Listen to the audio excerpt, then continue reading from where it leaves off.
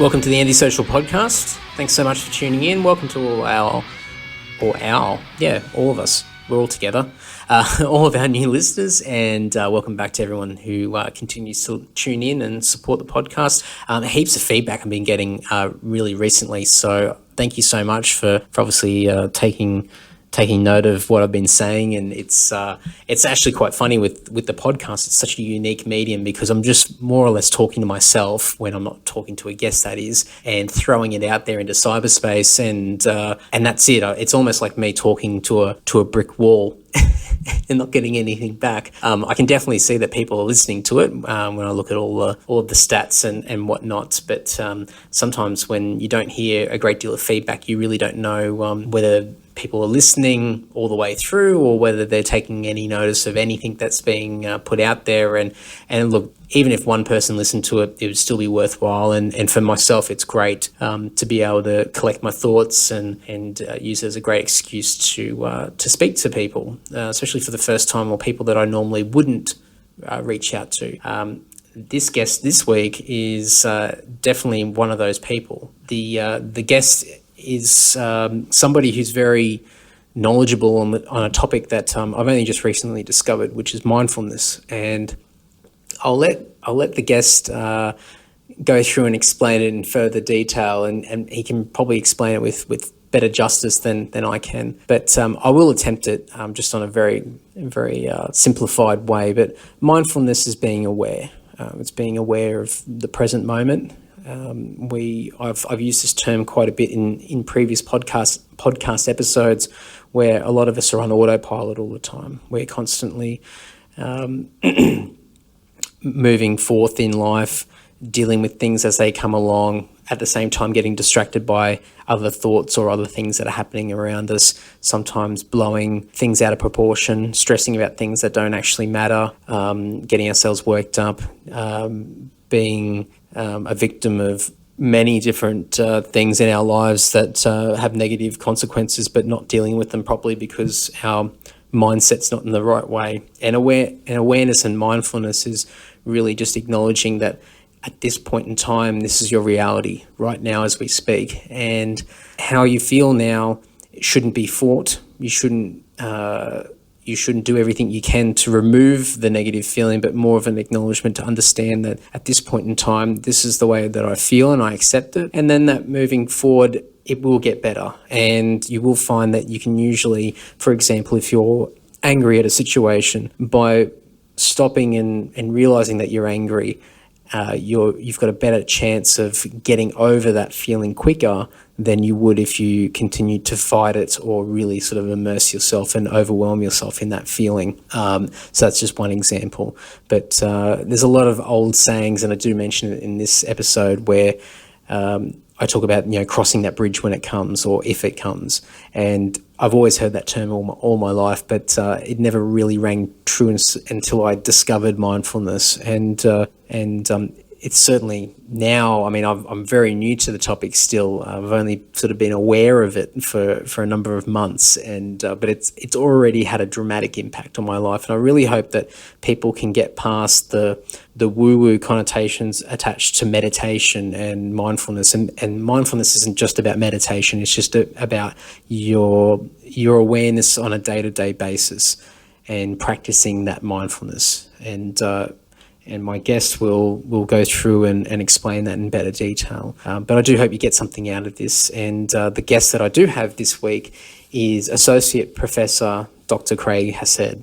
And the reason why I've reached out to him or discovered Craig is that he co-wrote a book called Mindfulness for Life with Dr. Stephen McKenzie. And I can't remember how this book was recommended to me. I think it was sitting in my little notepad on my iPhone. I've got a list of probably a couple of hundred books now that I still need to get. And it was recommended by somebody that must have been listening to a podcast somewhere at one point or another, and finally got to this book. And I just blindly ordered these books and then just start reading them. And I'm definitely glad I bought this book. It was fantastic. And it really goes over an overview of the topic of mindfulness and shows the benefits, or as Craig mentions, the side effects of practicing mindfulness, which are actually quite positive. So I will let Craig explain it all in further detail.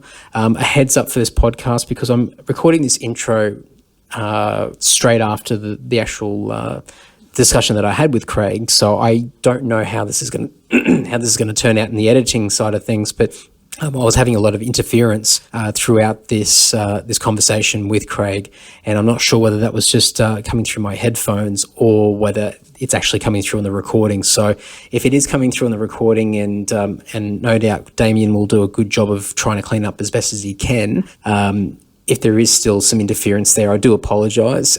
Just bear with me as we go through it. It's definitely worth hanging on and just grinning and bearing it at different points in time.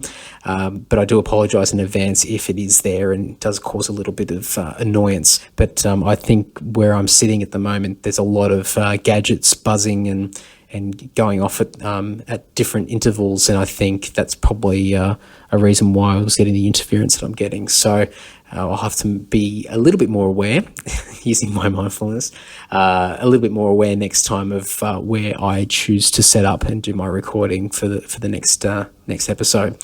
So just a heads up in that regard. All the notes, links, references that we discuss in the conversation will be in the show notes on andysocial.net, so please go there. There'll be links to buy the books that Craig has been involved with or written himself. He's written a number of books. There's a number of publications. He's also the founding president of the Australian Teachers and Meditation Association. He's developed a free online course with another colleague of his on mindfulness for wellbeing and peak performance. So that's something that I haven't looked at yet, but I was aware of. So I've got to check that out. That's about to go live again shortly. So I definitely encourage people to check that out if they find this of interest. And there'll be a number of different things there for people to check out post podcast. And I will mention at the end, but anybody that does get something out of this and does enjoy the conversation, please reach out to Craig, and whether it be sending him an email or just leaving some comments on my page or on Facebook or on the iTunes podcast episode, anywhere, just to show your appreciation. I think Craig would definitely appreciate it, and it's the least that I can do for him, taking time out of his day. It's fantastic that I can use the podcast now as an excuse to reach out to people that I normally wouldn't even reach out to have a conversation. It's almost like getting a free consultation in a way on a brief note. But it's just great because it's helping me learn more about myself and about the world around me, and I'm going to continue to go in this direction moving forward with lots of different people from various walks of life. So really hope you enjoy it, and all the housekeeping and everything will be at the end of the podcast. So I really hope you enjoy it. Just for people listening, would you like to be able to just introduce yourself and just give a little bit of a background of who you are? Yes, well, my title is Associate Professor Craig Hassett, and I work at Monash University most of the time, initially in the medical faculty, teaching mindfulness and self-care and lifestyle strategies to medical students, and then increasingly have worked with other faculties around the university. So now positions created where 2 days a week of my 4 days at Monash, I'm training other faculties and students and staff in mindfulness, and also do a lot of work with organisations outside of Monash as well, a lot of schools, a lot of professional groups. There's a lot of interest in mindfulness in the law these days, for example, and in for teachers, and certainly in healthcare. A lot of people are managing chronic illness are interested, or people with mental health issues. So it's really one skill, I suppose. It's got a lot of different applications. It's very varied, as you said, in its applications and what impact it can have. And going through the book, it's that I've got, and I haven't. It's the only book that I've read from your long list of titles and publications. So I've got quite a bit of reading to do moving forward. But the book Mindfulness for Life seems to be, and please correct me if I'm wrong, a very much an overview of the topic of mindfulness, and touches on many aspects on a probably more of a higher level overall. Would that be right?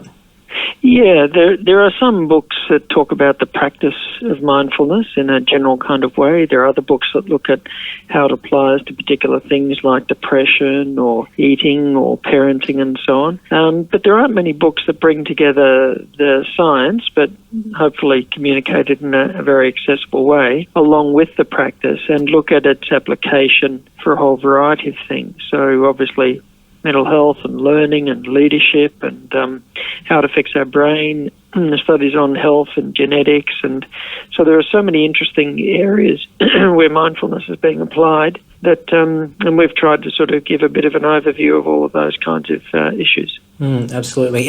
And probably just to take a step back very quickly, just for the people that are being introduced to the topic for the first time now, are you able to explain, I guess, on a high level, what mindfulness is? Yeah, well, mindfulness, you could look on it as a form of meditation, but it's not just meditation. It's also a way of living. Now, mindfulness meditation, sometimes called the formal practice of mindfulness, the sort of the starting point is generally body awareness, so using the senses like the sense of touch to be in touch with your body, be in touch with the breathing. But in the process of doing that, we start to notice more of what's going on in the mind, how distractible the mind is and what's going through our mind and our emotions and reactions. So it really increases our sense of awareness. So we learn to work with that and not get caught up in it, and learn to be able to train our attention over time, and also train a less judgmental and reactive attitude, even to the things that we don't like that are occurring in our minds and bodies, and they can arise. But then the way of living really means, well, getting out of the chair after meditation and learning to be more mindful in our day-to-day life, because there's no point in being mindful for 5 or 10 minutes or 20 minutes in a chair and then being unmindful for the other 23 hours and 40 or 50, 55 minutes in the day. So the aim is to be more attentive and present when we're eating our food, when we're walking through the park, when we're having conversation with our friends, and to really engage more effectively at work, and at night to be able to switch off and go to sleep. So being mindful is really a way of living as well. And so that awareness we cultivate in meditation really starts to flow out into the day, which is one of the most useful side effects of it, really. Absolutely. It's as I said before, it's still a fairly new topic for me, and it feels like I've found the sacred tablet and the answers to so many concerns that I've had over the years, and a lot of I mean, it's not the be all and end all, but it definitely is the basis for a lot of the anxieties and worries that we tend to have on a day-to-day basis. And it's amazing. Yeah. It's amazing what a little bit of awareness to stop in your tracks and just take in exactly what's happening in that time and moment, versus just ploughing through on autopilot, which is a term I use quite a bit. Yes, and of course the other side of the coin is when we're distracted and away with the birds and multitasking on automatic pilot, then we're really not making many discerning and conscious choices. We're pretty much just being driven by a habit, by the environment, and so on. And it really does leave us very vulnerable, not only to stress and anxiety and depression and so on, but that sort of distracted kind of existence means we don't learn as well, we don't enjoy life as much, we don't connect with people, the memory doesn't work well. And it's bad for our physical health as well. So it's a very simple thing, but it's got a lot of side effects, if you like. It's like, when those steak knives used to be advertised, you buy some sort of thing and you get the 6 steak knives free. Yeah. Well, it's like you practice mindfulness for any one reason and you get all the other benefits that come free as well. Absolute bang for your buck. Well, bang for the input anyway. It is quite amazing at how simple the concept is in theory, but it is quite, I don't know if it's scary or exciting, but at least for me, and I've only got myself as an experience, but when I've started to become a little bit more aware of my day-to-day habits and realizing that I'm doing things without thinking, it's amazing how many distracting thoughts come through your mind at every moment.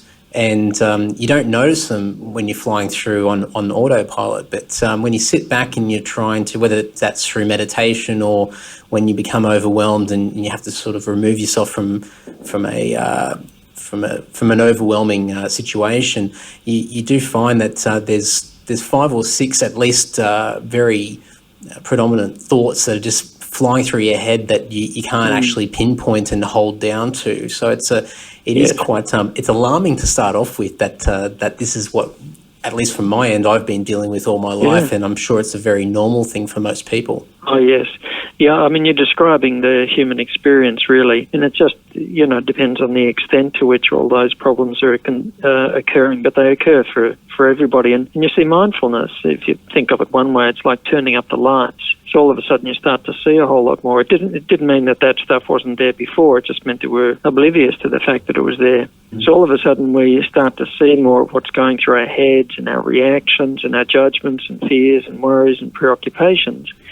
And as you say, initially, that can be a little bit disconcerting. And so it's really important as we start to notice this, that we practice being mindful in such a way where we also practice not getting judgmental or critical about what's being observed. So we sort of cultivate an attitude of acceptance, and if I could use this term, self-compassion, not having to judge or to criticise ourselves, but just being a little bit kind to ourselves, giving ourselves a little bit of space just to be a human being, having a human experience. But if we can do it in that way, then it makes it easier to just gently unhook the attention from those things and to re-engage. But if we get reactive and judgmental to the thoughts and feelings we don't like having, we can just find ourselves immersed in them and caught up in them even more and more. And our attention actually fixates on the very thing that we're wishing wasn't going on.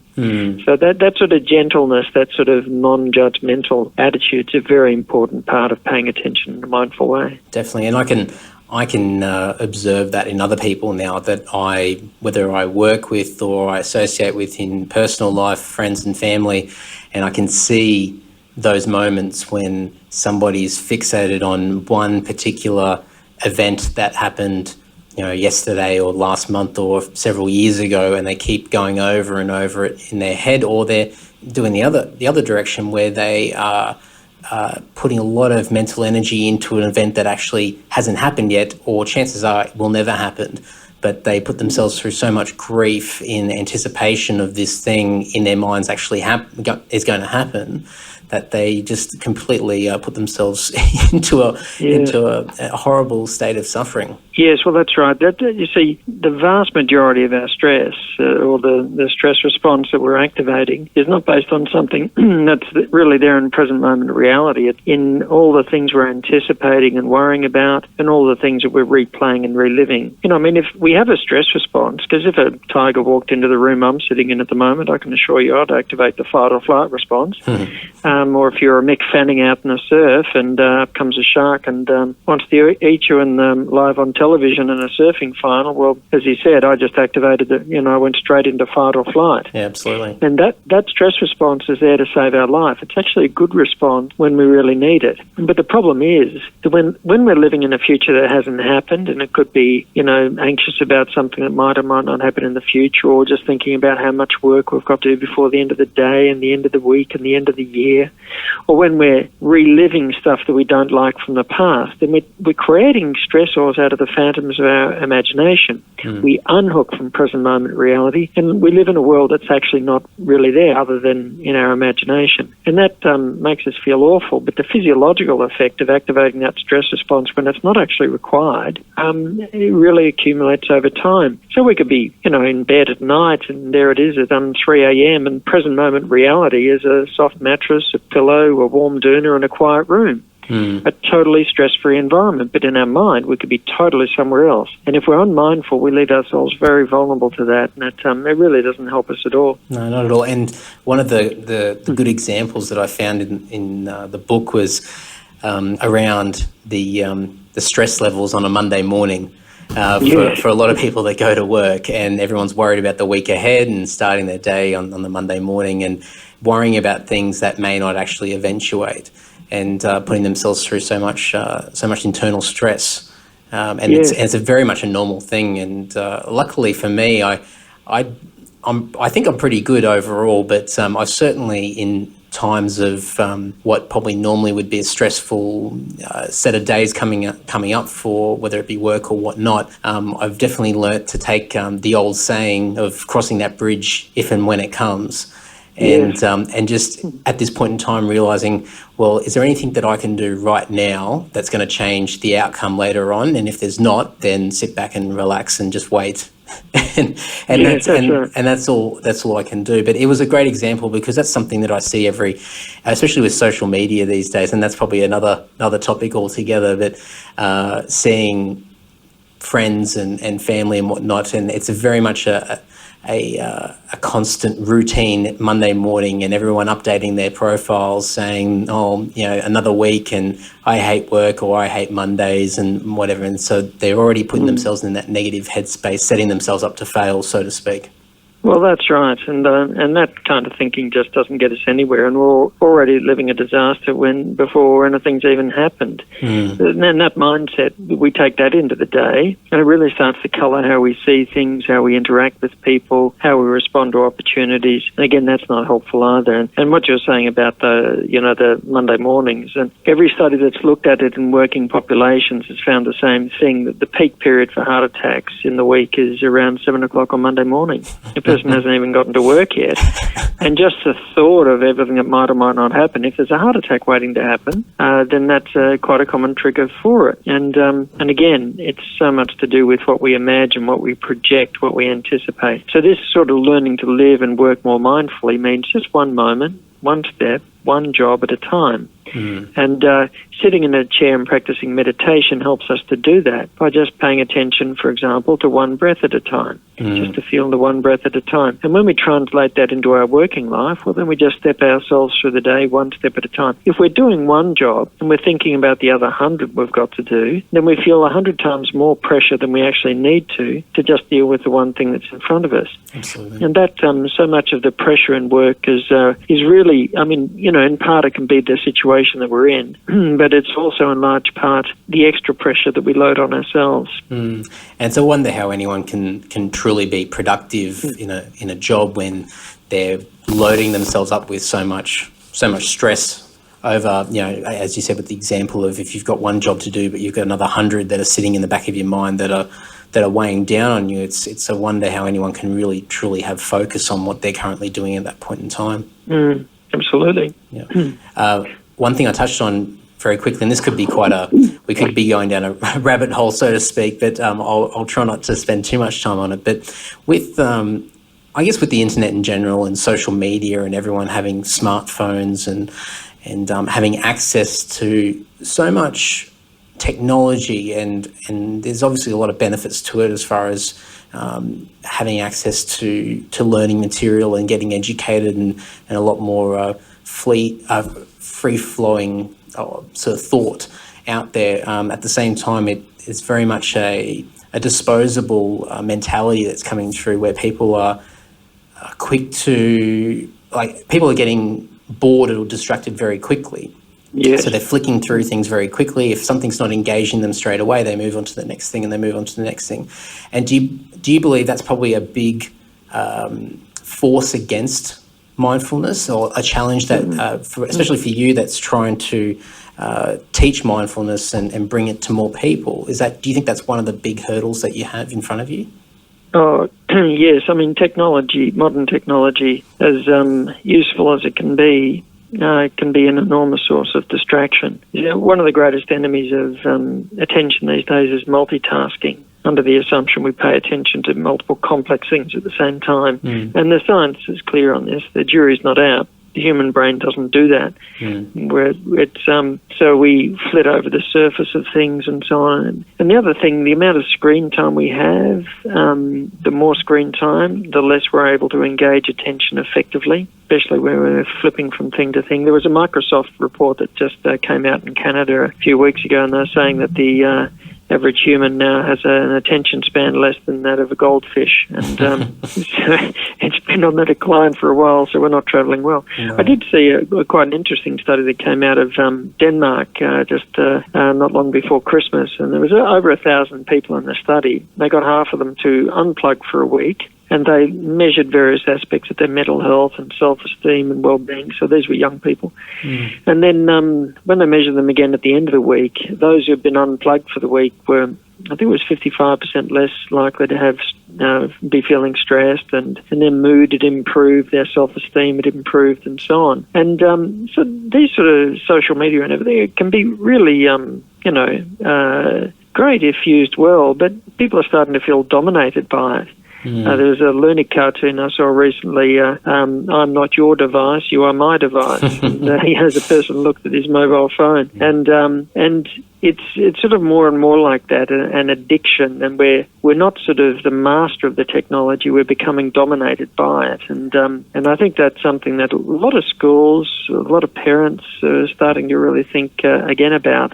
How do we use that in a discerning way? Absolutely, and I'm certainly a victim and a slave to my device, to my phone. I'm always getting in trouble by the fiance for having my head in my phone and being off with the fairies and not listening to what's going on. And for whatever reason, it's quite funny when I talk about it because it sounds so silly, but I see it with a lot of other people I'm friends with. And if you go out of range, out of reception, and you can't use your phone for a small period of time, you almost get this very slight sense of anxiety because you're being disconnected from what you think is reality. And it's yes. But I mean, for me, I was lucky enough that I got to experience life before the smartphone came in, and obviously post as well. And I do remember having, our parents would let us ride off down the street and we'd go cross over a couple of suburbs to somebody's house on our own, and if anything happened we had a few cents on us to use a payphone and call up, or my parents would have to try and work out where we were and call around to a few different houses, but there was not that sense of panic and anxiety of being disconnected in that sense. But now it's nobody would ever dare to let their child roam the streets without a device on them and being connected. So this new generation of kids, that's all they're going to know. So they would probably feel that sense of anxiety even more so than what I do. So it is a bit concerning in that sense. Yes, that's right. And that's a kind of, I saw another study suggesting about a quarter of young people these days would have what was a diagnosable addiction to their technology. So because it's got all those hallmarks of, there's separation, there's anxiety and compulsive use of it and so on. And it gets harder and harder to control. And so I think being brought up in ways of using that technology well will serve the next generation well. Often, walking through the university grounds or down the street and so on, and you see so many students walking along with their head buried in this very small screen. Yeah. And that's the modern view of what it means to be connected. And I just find it very interesting to just, watch people going about their lives and so on, but on one level there's a connectedness, but on another level there's a disconnectedness from the people and the environment that you're actually in. Absolutely. It's I think, unfortunately, like a lot of things, I think the mass majority of people will not react and try to change something or educate people for the better until something hits critical mass. And it might be a case that it'll be later on down the track that this really becomes truly an epidemic, so to speak, or, something that's really sort of being highlighted before any action's being done as far as like an education for, on a mass scale, that is. I mean, I'm sure there's a lot of people out there, and actually I'm probably off on a slight tangent here, but I have a few friends that have actually rebelled against the smartphone world, and they've gone back to try and track down the old Nokia bricks that just did the texting and calling, and that's it. It's a fashion statement. Well, so there is a bit of an ulterior motive behind it, but it's quite funny because some of these people are using it and they love it because the phone's not as sensitive as they are now. It can be dropped and kicked around and it still works and it's great. It does the same functions as what a phone should do, and there is now this sort of sense of being sort of connected back to reality, but being disconnected from that, that reality that they thought they had of being online and being connected virtually with a lot of people. So a lot of these people that I know that have done it have actually felt quite refreshed by making that decision. Yes. Oh, well, excellent. Might be a new trend. Yes, interesting experiment to do, sort of going retro in an IT kind of way. Yeah, absolutely. In the book, it was quite interesting going through, and after reading it, it definitely made a lot of sense, and wasn't, to me, it shouldn't have been so surprising in hindsight, but the way that, and you touched on it a little bit at the start, about mindfulness and the benefits or the impacts or the side effects that you also used the term on other aspects of our lives. So we said before, like anxiety or people with attention deficit disorders, pain, particular topics like heart disease and weight management, sleeping, aging illnesses. There's so many things there that there's been, as you've put in the book, there's either been studies that have shown positive impacts from mindfulness on these particular aspects, or just drawn links to show that there can be some long-term benefits to having your mind in the right headspace. Yeah, it's definitely it's quite exciting in a way, because it's not the wonder pill, but it's definitely something that is definitely going to increase your chances at an overall healthier lifestyle. Yes, because if we can't get the mindfulness bit right, it's hard to do any of the other things that we want to do well. So, and when the studies started coming through in the early 2000s about the impact of mindfulness in preventing further episodes of depression, and, with people that had recurrent depression where, medical treatments are really not working, people really started to take it seriously. And then there were studies on chronic pain and stress, and then people started to look at the brain. Does it change the brain, how it works? And sure enough, they found that it did. Does it change immunity? Yes, it improves immunity, so greater resistance and less inflammation. And they even looked at DNA, and an Australian woman won the Nobel Prize in medicine in 2009 for discovering telomeres, and they're like little caps on the end of our chromosomes, and they're a marker of our biological age. So if your telomeres are shortening faster, then you're aging faster, and your risk of chronic illnesses goes up. And what they've found is that mindfulness actually helps to turn around the aging process. So it actually switches on the repair enzymes and slows down the rate of aging. And so these are very interesting effects. It's not just the person, finishing meditation with a smile and saying, "Oh, I feel better," but you're just imagining it. They're actually well documented now, changes in all sorts of levels. And but the other thing is, in terms of making decisions, changing our lifestyle, so somebody's trying to stop smoking, or somebody's trying to, eat a better diet and so on, then if we're not able to manage the urges for the, something like smoking, if we're suppressing and fighting with those urges, then it tends to be exhausting and not very easy to maintain the change. Whereas mindfulness teaches people to sort of ride those urges, or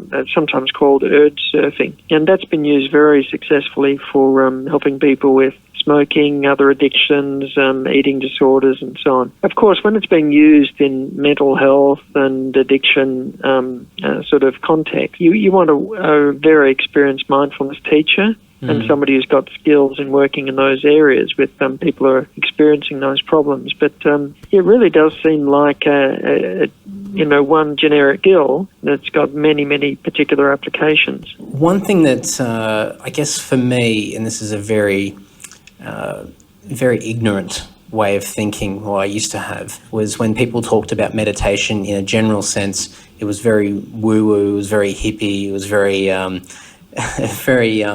trying to think of another word, but it was those sort of stigmas attached to meditation in general that definitely turned me off initially, because I didn't understand the concept. But I think for a lot of people out there, even today, a lot of people still have that mentality around it. Do you find that there's a challenge with trying to create awareness around mindfulness or just meditation in general? Yes and no.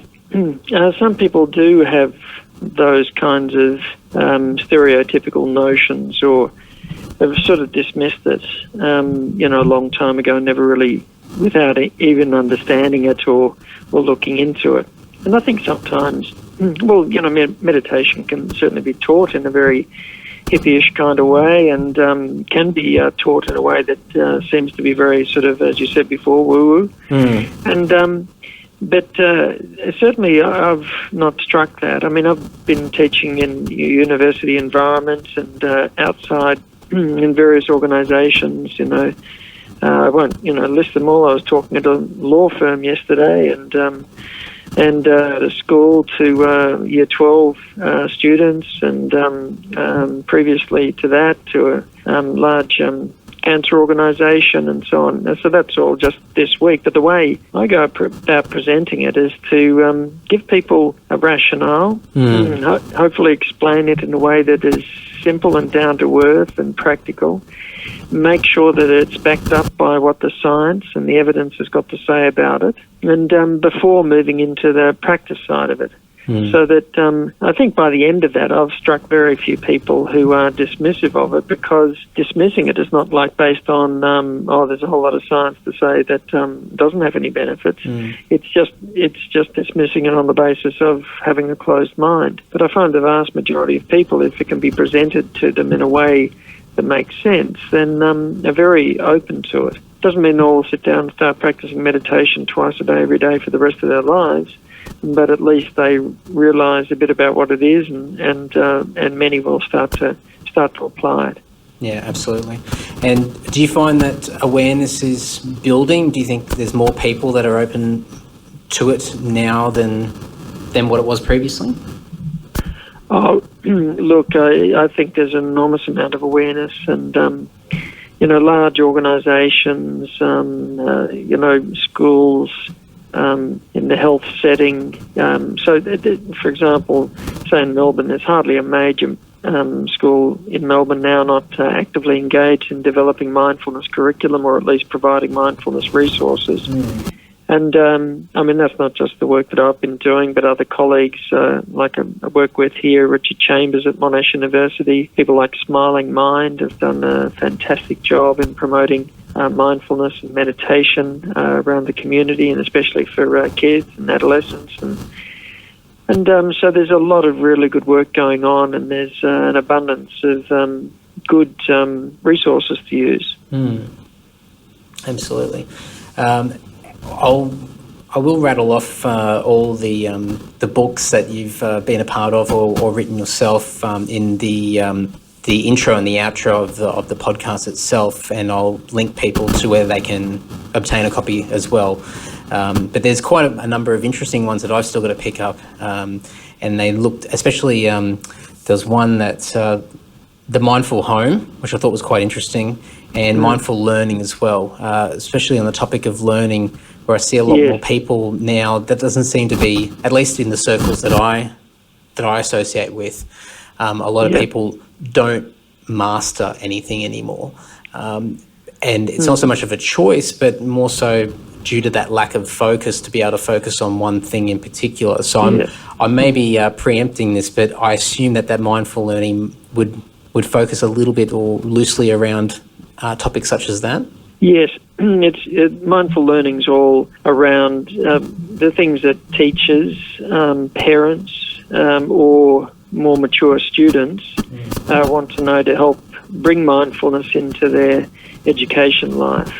So it helps them to learn better, to mature better. So it's really aimed at helping people to do that. And so it's the principle of the kind of programs we run here at Monash, and that we introduce to all of our students here, and doing a lot of work with schools as we do. And it'd be good for your followers as well to maybe have a look at Smiling Mind. And one other thing I could recommend as well is my colleague here at Monash, Richard Chambers, and myself were asked by Monash to develop a mindfulness program, and it's on the platform Future Learn. So if people Google Future Learn mindfulness, then they'll come up.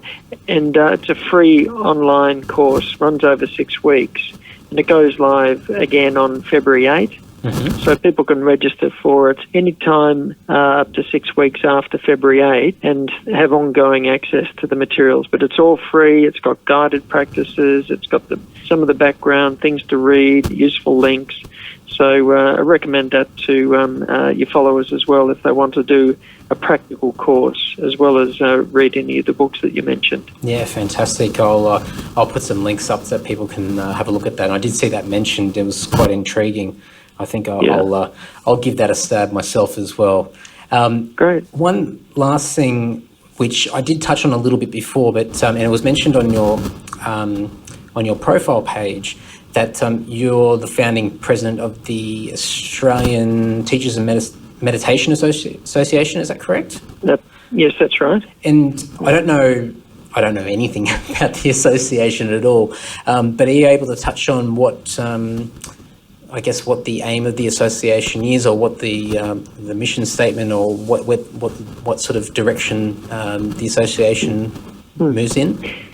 Yes, well, some years ago, Pauline McKinnon, who's a well-known meditation teacher in Melbourne, approached me.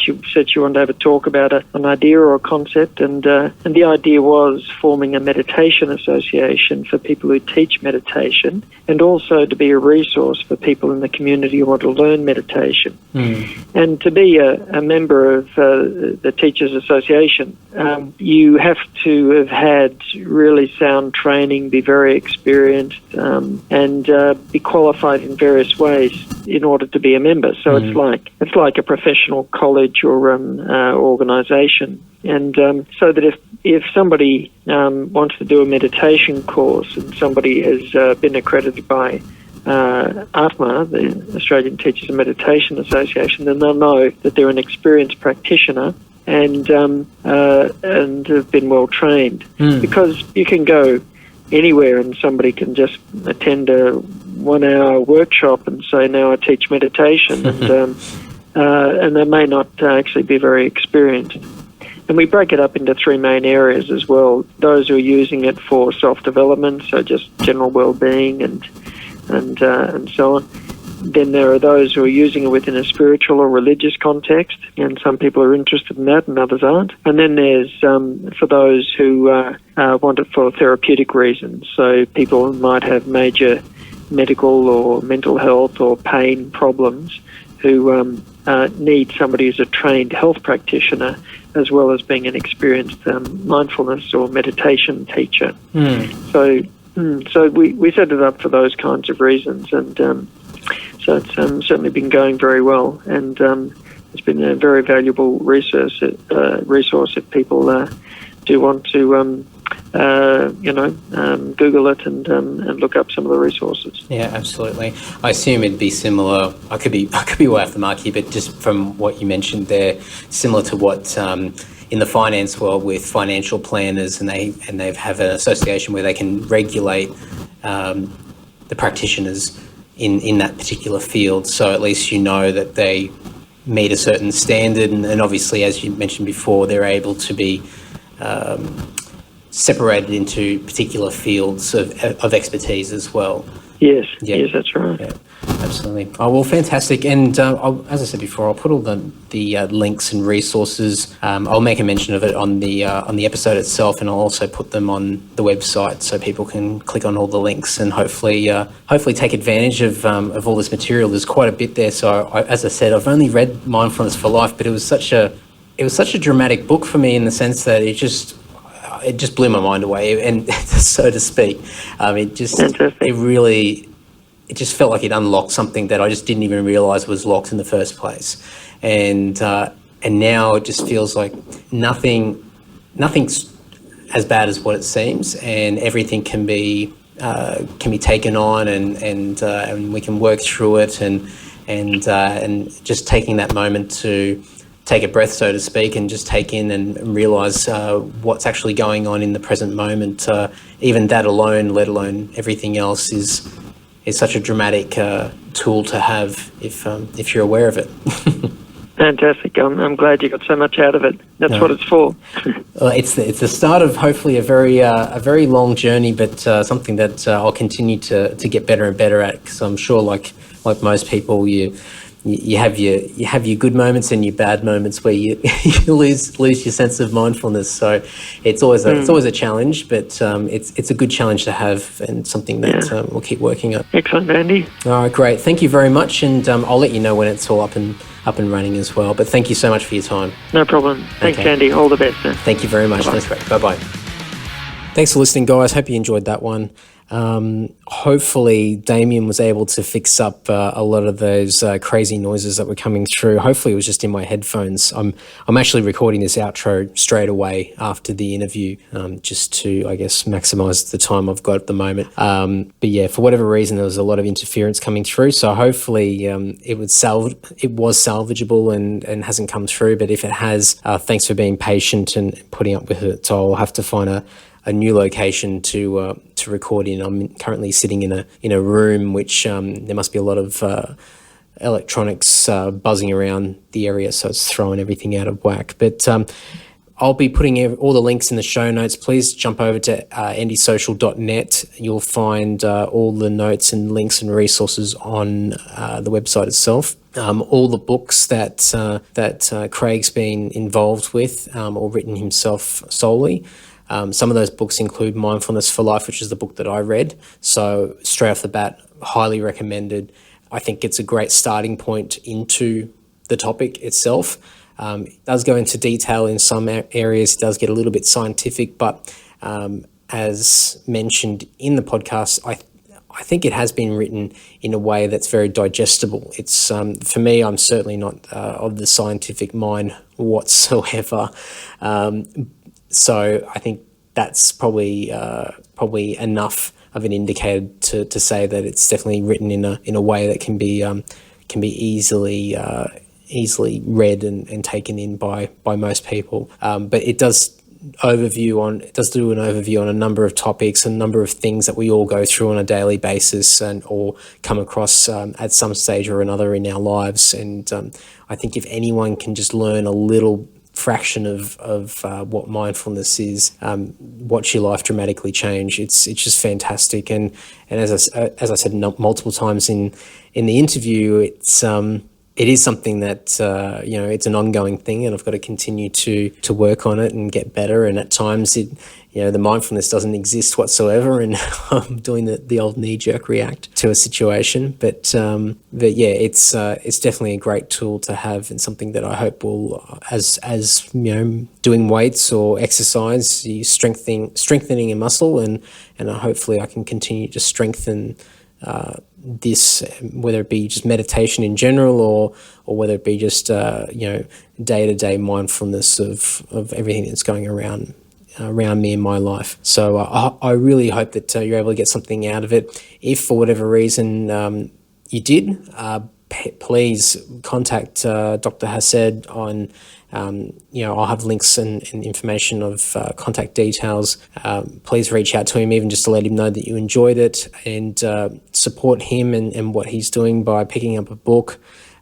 He did mention the online course. I'll have the links to that on there as well. It's a free course, so you've really got nothing to lose, just your time, and I think it's probably time well invested. He is currently writing a book, from what I read on his bio, and I forgot to mention it, but I'll mention it now. It's mindfulness in medical education. So it might not be, and because I didn't get a chance to touch on it, I don't know the whole premise behind it, but I'm not sure whether it's more of an education for medical students and practitioners, or whether it's medical education for the general public. I'm not entirely sure, but please keep a lookout, keep in touch, and as time moves on later in the year, hopefully when that book's out, we might be able to do another follow-up with him and get a bit of an idea of what that's all about, and hopefully give you guys an opportunity to grab it as well. I think that's probably it. With that, I'm just stuttering all over the place. So housekeeping, andysocial.net. You can find me on Twitter, Instagram, Facebook. Just type in Andy Dowling. You'll find me on there, or the Andy Social Podcast on Facebook if you just search that. iTunes, throw a review or a rating on the episode or the podcast in general. It all helps. it's a dramatic help to the podcast and its overall exposure to more people if you get out there and rate and review it.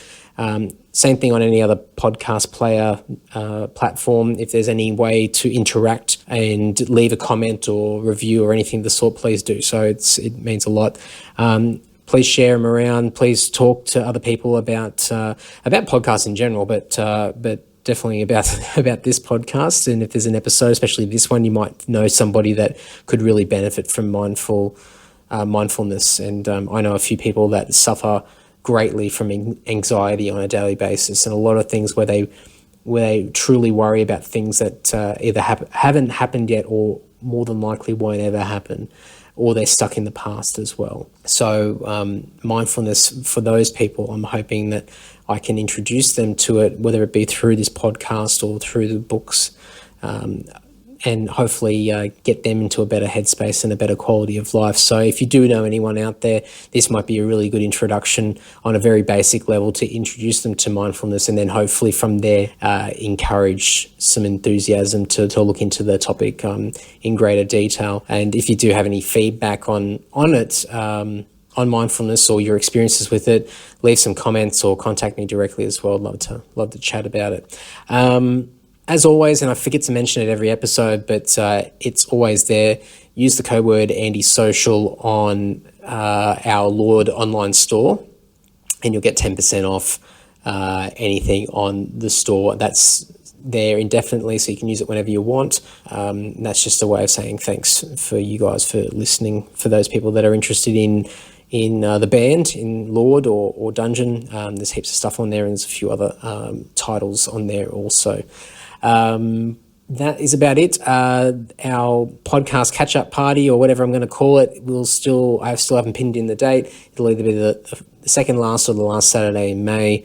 More details to come as I pull my finger out and get that all sorted.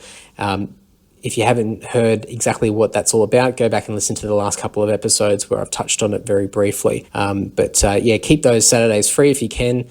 If anyone's actually got any preference of which Saturday they would prefer, let me know, because at the moment I haven't even bothered looking to see what's around that time. But if I can get some general feedback from people, then I might sway in one particular direction than the other. But I'll hopefully have that date locked in very soon. But thanks again, and I really appreciate all the support you guys give, and lots of interviews coming up over the coming weeks, and a lot more like this, where I'll just try and talk to people for the first time, and people that aren't within the music industry. So we'll continue to broaden our horizons and all learn something together, or at the very least you can just tune in to me learning. All right, thanks guys, appreciate it. Ta-ta.